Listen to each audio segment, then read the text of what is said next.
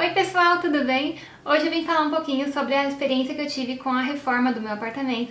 Então, como muita gente me pede para eu contar sobre as etapas, como foi o processo, um pouquinho também sobre quanto você tem que gastar para fazer uma reforma, enfim, tudo que uma reforma de uma casa ou um apartamento envolve. É claro que uma construção de uma casa envolve muito mais coisas, né?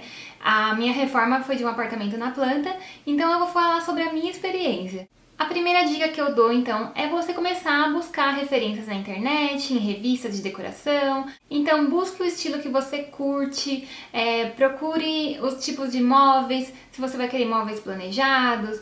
Procure saber, assim, de tudo que você gosta e comece a fazer algumas anotações. Então, se você quer mudar alguma parede de lugar, coloque tudo no papel, desenhe a planta do seu apartamento. Se você não sabe desenhar, anote as ideias. E se você vai contratar um designer de interior ou um arquiteto, passe essas ideias para ele ter uma noção do que você curte. E se você não puder contratar um arquiteto, que foi o meu caso, então coloque tudo no papel, desenhe o máximo que você conseguir de ideias. E aí tenta pesquisar se aquilo pode fazer, se é permitido. Lá no meu blog vocês sabem que tem várias ideias, várias dicas do que pode fazer, o que não pode. Tem também a seção Pergunte ao Arquiteto, então lá no blog tem uma equipe de arquitetos que sempre respondem as dúvidas dos leitores. Então passem lá, vou deixar o link aqui para quem não conhece meu blog ainda. É claro que para quem não manja nada de decoração, nada de reforma, é muito bom buscar um arquiteto, um profissional da área que entenda. Mas quando a gente não pode, então a gente acaba pesquisando uma coisa ali, outra aqui e tal, vai juntando tudo e tentando fazer o melhor que a gente pode. A segunda dica para quem comprou um apartamento na planta como eu é, assim que pegar as chaves, entrar em contato com a companhia de energia elétrica, porque muita gente esquece disso e já começa a contratar os fornecedores, pedreiro e tudo, e chega na hora, cadê a energia elétrica? Não tem, né? Porque não tem ligação ainda. Então, já entre em contato, assim que receber as chaves, já no outro dia, ou no mesmo dia se der, já liga na companhia de energia elétrica e já peça para fazer a ligação. A minha demorou 2 dias para fazer a ligação. Aí, como eu falei, se você tiver alguma ideia de alterar alguma parede, fazer algum nicho, alguma coisa que vá mexer com a estrutura do apartamento, procure saber com o engenheiro, principalmente o engenheiro da construtora, ou se você tiver um arquiteto. Então, tudo que eu quis quebrar de parede, eu sabia que eu poderia quebrar, porque minhas paredes do meu apartamento não são estruturais. Então procura saber antes, fala com o engenheiro da construtora se aquela parede pode ser quebrada ou não, porque pode afetar a estrutura do prédio todo. E aí, enquanto você está comprando o apartamento lá no início e tudo, e ainda não pegou as chaves, todo mundo sempre me pergunta, e quanto que você tem que guardar de dinheiro, quanto você gastou com a sua reforma? Então, tudo assim, depende. Depende do que você vai querer fazer. Então, por isso que eu falei na primeira dica que você tem que fazer um desenho, também escrever as suas ideias, tudo que você vai querer fazer. E aí, funciona assim.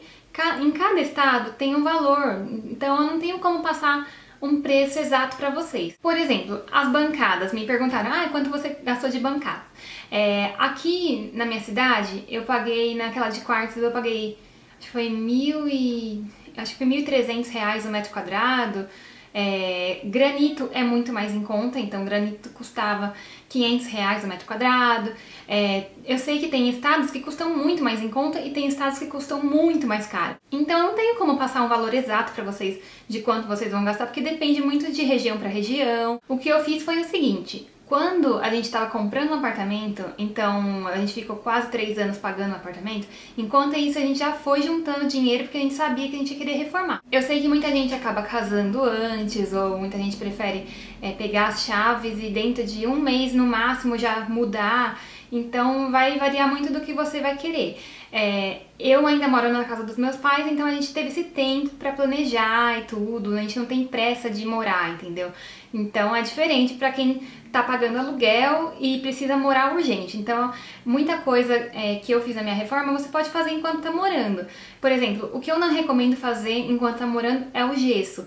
Gesso faz muita sujeira, então é melhor você fazer antes de mudar, caso você vai querer colocar alguma sanca, alguma coisa assim. Vai anotando cada item que você quer fazer e vai guardando dinheirinho pra isso. Então, você quer fazer a sanca? Então já começa a fazer uns orçamentos na sua cidade, já vê quanto vai custar. Muita gente me pergunta também, coloca a bancada antes ou depois dos móveis planejados?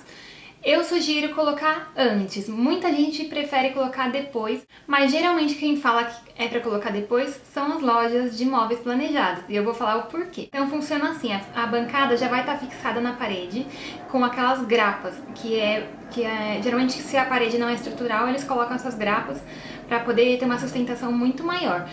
E aí a loja de planejados ou o marceneiro vai ter que medir certinho, medir a parede, o esquadro e tal, pra não ter nenhuma variação, não ficar nenhuma abertura e tal, então dá mais trabalho. Então é por isso que eles falam que eles preferem que a bancada seja instalada depois, entendeu? Mas eu recomendaria colocar a bancada antes, que foi o que eu fiz, porque se um dia você enjoar daquele móvel, ou se ele estragar, sei lá, cair muita água, com o tempo ele for danificando, você pode trocar sem problema nenhum, porque a sua bancada vai estar chumbada na parede, vai estar com sustentação, e aí não tem problema de você tirar o apoio da bancada, porque na verdade o armário não será o apoio. E eu recomendo você ter um dinheiro a mais guardado, porque sempre vai surgir uma coisinha ou outra que você não tinha previsto antes na reforma. Mesmo que você fale, eu não tenho esse dinheiro agora, então eu vou dar uma parada na reforma e tal.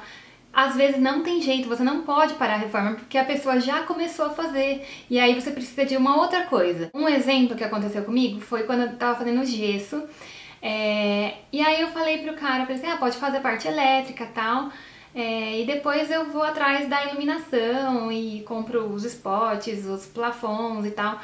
Aí ele falou assim, não, mas eu preciso furar e eu preciso saber o tamanho de cada spot, o tamanho de cada plafon, porque senão não tenho como furar e passar a fiação. Aí eu, Aí enquanto ele tava lá, eu tive que sair correndo atrás de uma loja e comprar o primeiro plafon que eu encontrei pra colocar nos banheiros, pra ele poder cortar e passar a fiação e tal. Senão o eletricista ia embora e eu ia ter que marcar um outro dia e ele não ia ter agenda. Então foi assim, um dinheiro que eu não estava prevendo, eu tive que pagar na hora, tive que ir na primeira loja que eu encontrei, então nem pude pesquisar preços, eu queria ter ido em São Paulo pra pesquisar plafons mais baratos e tal, nem pude, comprei do lado de casa mesmo, porque tava mais perto e ele tinha que colocar logo. Então são coisinhas assim que a gente tem que ir se planejando. Então por isso que eu fiz aquela lista com as etapas de como foi a minha reforma, pra vocês terem como dica aí pra vocês. Uma coisa que eu não tinha nem noção quando eu comecei a reforma é que eu precisava de ter alguns itens pra eles poderem fazer, por exemplo, a bancada.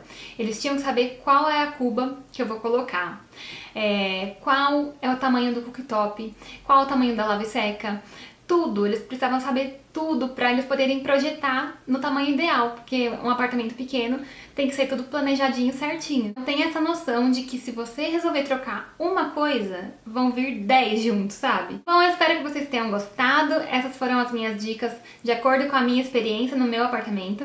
Mas se vocês tiverem mais alguma dúvida ou alguma sugestão de algum outro vídeo pra eu fazer, é só deixar aqui nos comentários que eu faço pra vocês com o maior prazer. E não esquece de passar lá no blog que tem muita dica legal. E eu vou deixar também o post que eu fiz com as etapas da minha reforma, com tudo explicadinho, passo a passo. Então, se vocês quiserem usar para guiar a reforma de vocês, fiquem à vontade. Então é isso. E não deixa de se inscrever aqui no canal, caso você não esteja inscrito ainda, para você não perder os próximos vídeos. E a gente se vê então no próximo. Um beijo e até mais!